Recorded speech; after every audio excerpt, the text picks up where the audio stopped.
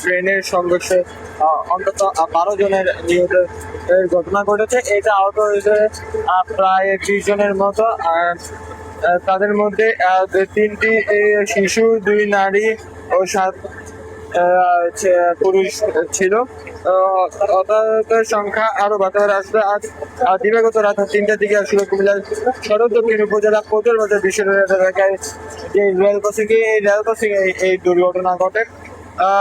দুর্ঘটনায় 7 জন পুরুষ ও 2 জন শিশু ও 3 জন মহিলার প্রাণহানি ঘটনা আছে। এই পর্যন্ত নিহত কোনো পরিচয় পাওয়া যায়নি। আর তাদেরকে কুমিল্লা মেডিকেল কলেজে যে হাসপাতাল আছে, কুমিল্লা মেডিকেল কলেজে মর্গে তাদেরকে প্রেরণ করা হয়েছে। আর এইসব বিষয়টি নিশ্চিত করেছেন কুমিল্লা সদর দক্ষিণ থানাধীন ইপিজেড ফাঁড়ির যিনি ইনচার্জ আছে সাইফুল ইসলাম, তিনি কিন্তু এই বিষয়টি নিশ্চিত করছেন। আসলে তিনি বলছেন যে রাত্রে জাঙ্গালিয়া কচুয়ায় আসলে চট্টগ্রামের মেন ট্রেনের সঙ্গে ঢাকাকে যাত্রীবাহী মামুন পরিবহনের বাসটি আসলে দুমড়ে মুচড়ে যায়।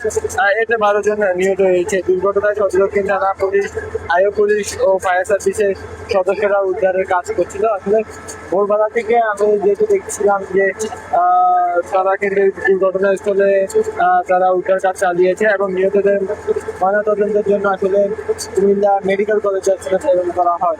আসলে আমরা যদি জানিয়ে রাখি যে কুমিল্লার জেলা পরিষদ এবং কুমিল্লা যিনি ঢাকা চট্টগ্রাম কুমিল্লা রিজনে যিনি অতিরিক্ত ডিআইজি আছেন, তিনি কিন্তু পরিদর্শন করেছেন এবং জেলা প্রশাসক তিনি বলছেন তিনি আসলে 2টি কমিটি গঠন করা হয়েছে। আসলে তদন্ত কমিটি, তাদের মধ্যে একটি জেলা প্রশাসন এবং একটি রেলওয়ে।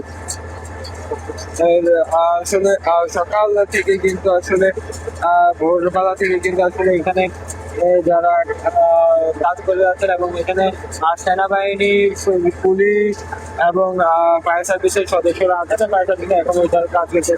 আমরা রেলওয়ের সাথে কথা বলছিলাম, তিনি বলছিলেন যে তারা বলছিলেন যে আখাউড়া থেকে এবং লাকসা থেকে 2টি উদ্ধার ট্রেন কিন্তু আসে বাসটিকে উদ্ধার করার জন্য। এবং এখানে কিন্তু স্থানীয় যারা আছে তারা কিছু তারা জড়ো করছে এবং তারা দেখছে। আসলে আমরা দেখতে পাচ্ছি যে